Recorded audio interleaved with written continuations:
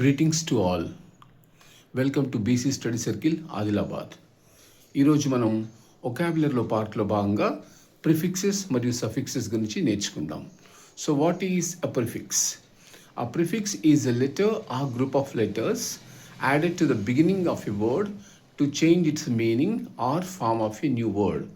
Right, ఇక్కడ మనం ఏమంటున్నాం, ప్రిఫిక్స్ అంటే ఒకటి లేదా అంతకంటే ఎక్కువ లెటర్స్ యొక్క సమూహము ఒక వర్డ్కి ముందున లేదా బిగినింగ్లోనే మనము యాడ్ చేయడం జరుగుతుంది.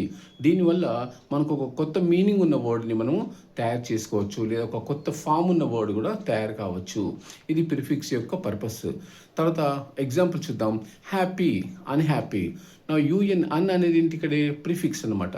So we added to the word the root word happy.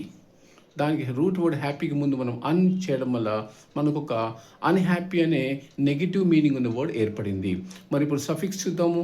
A suffix is a letter or group of letters added to the end of a word to change its meaning or function.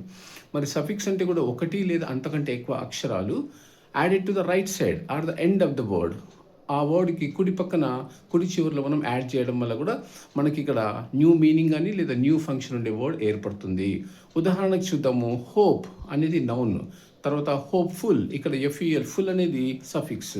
దీనివల్ల మనం నౌన్ని అడ్జెక్టివ్గా మార్చగలిగాము. మరి the meaning of adjective is hopeful is full of hope. So ఈ విధంగా మనం కొత్త వర్డ్ని తయారు చేసుకోగలిగాము. ఇప్పుడు మనకు అర్థమైంది ఏంటి?